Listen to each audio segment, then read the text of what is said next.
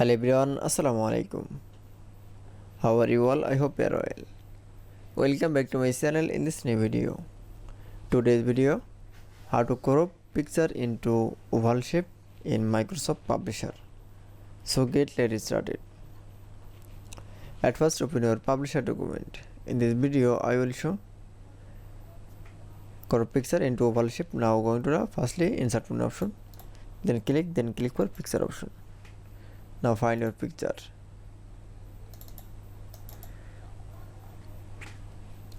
Now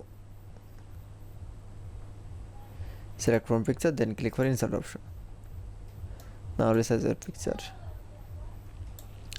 Now going to the crop option, then click for a crop to shape. Now choose from a oval shape. Now crop from image.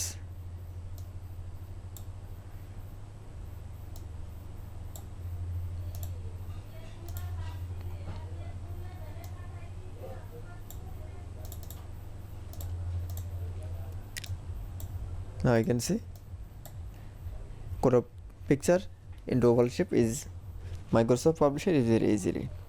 I hope to enjoy the video. Please like, comment, share and subscribe my channel.